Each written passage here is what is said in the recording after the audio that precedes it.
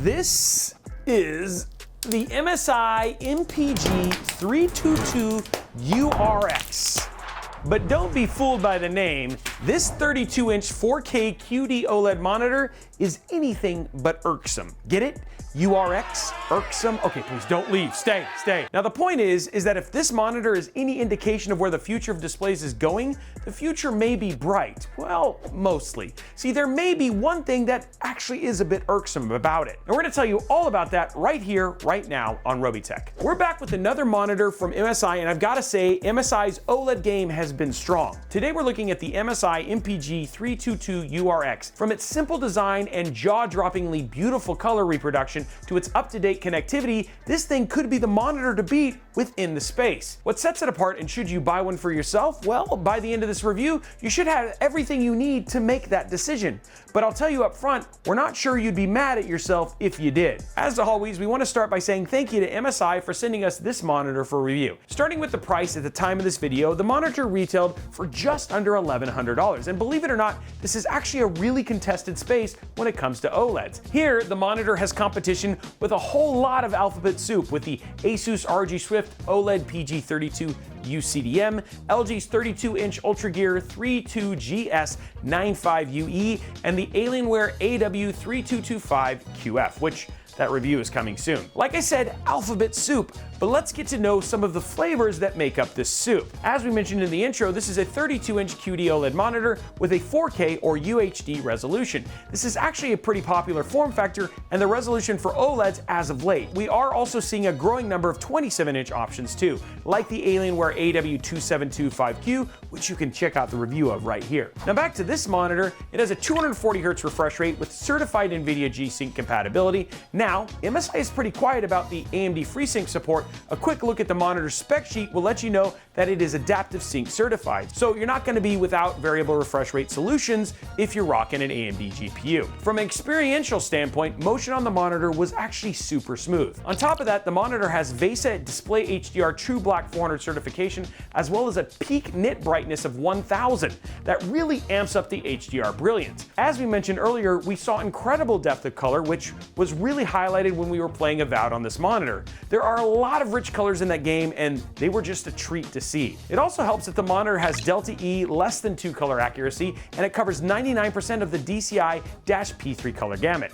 The monitor also has a number of color presets, including a premium color mode that is absolutely amazing. But honestly, we thought that the monitor's image quality out of the box was great on its own, whether gaming or looking at text. And yes, we did put it through its paces with games like Avowed, Destiny 2, Monster Hunter Wilds, and Cyberpunk 2077. Not only that, we looked at colors using the ISO monitor test. Like many of the OLEDs we've seen lately, color uniformity was great, text clarity was stellar, and the gradients were on point. That being said, if you're going to use this monitor to do any type of work, we'd recommend avoiding the movie setting under the professional tab, and that you stick with the premium color profile under game mode. Most of the other modes tend to make text illegible, so if you want to be able to see clearly, avoid that combo. For connectivity, it has two HDMI 2.1 ports, one DisplayPort 2.1a port, one USB Type-C port with 98-watt power delivery and DisplayPort Alt, two 5GB USB Type-A ports, one upstream USB 3.2 Type-B port, and an audio jack.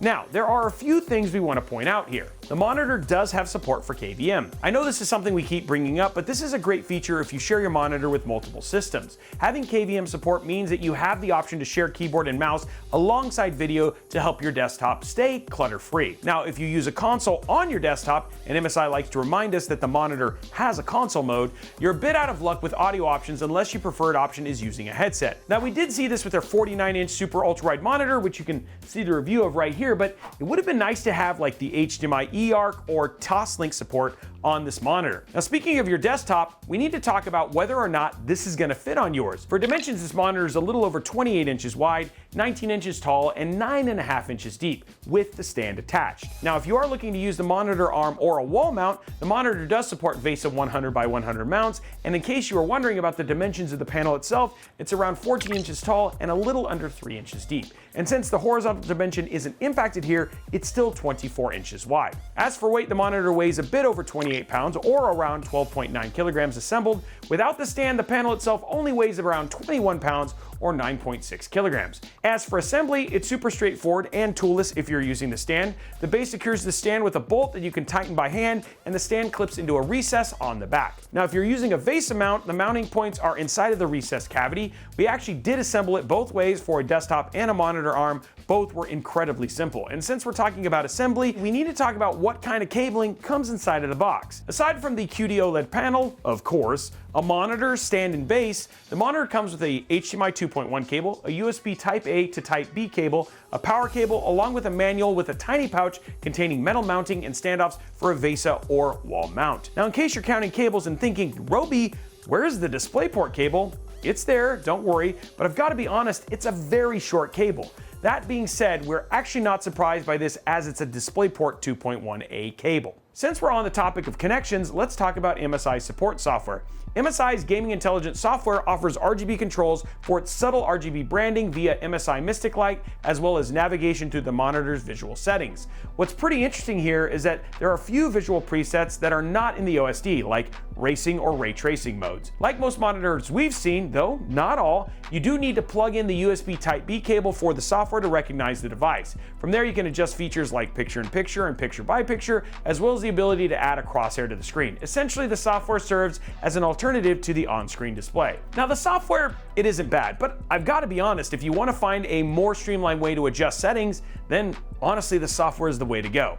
As pretty as the OSD is, the layout and options are a little bit confusing. Half of the visual settings are actually listed under the gaming menu, while the other are actually under the professional tab. It's actually pretty odd. Now, we bring this up in all of our OLED reviews because it's a very real concern for folks who are considering dropping over $1,000 on an OLED monitor. Before hitting the buy button, you should know what kind of warranty is offered, whether or not that warranty covers OLED burn-in, and what built-in features help a monitor like this stay in tip-top shape. Now, the monitor, it does have a 3-year warranty, but as for burn-in protection, well, the wording is a bit vague on the product page, but we did dig into the warranty document, and MSI does give definitions of what they consider actual burn-in. But if you're looking for that added peace of mind, the monitor does have features to help panel burn-in. On the hardware side, MSI has designed a custom heatsink to work in harmony with a graphene film layer to help disperse heat without the need of fans. On the software side, MSI has a number of features under their OLED Care 2.0 umbrella. This includes detection of static images like the taskbar, logos, or Windows boundaries, with the aim of dimming them to protect your screen,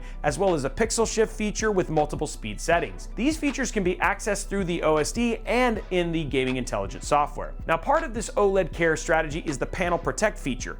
Pixel Protect will detect and correct any pixels that actually need correcting. It reminds you about every 4 hours that you actually need to do it. And after 16 hours of cumulative use, it will force the panel into this mode, though it doesn't happen without a prompt. So don't worry, you're not going to be in the middle of your super sweaty Tarkov game, and then all of a sudden it's like, no! Okay, we've shared a ton of information about the monitor and sprinkled in some experiences along the way, but now we have to ask the big question: is the MSI MPG 322URX worthy of becoming your next gaming monitor? Let me just say this. If you're a fan of OLEDs and you haven't made the plunge into OLED yet, it's an amazing time to be alive. More and more options are hitting the market every day, and MSI has done a really good job making their monitors competitive at their price points. But, and there's always a big but with new technology, the current pricing can put them a bit out of reach for the average consumer, and this monitor is kind of no exception, which causes it to kind of fall into an interesting space. While we don't want to underplay the fact that this is an $1,100 monitor, it's also positioned as a top-tier offering. To that end, it's a visually stunning monitor with some modern features that sets it up for success.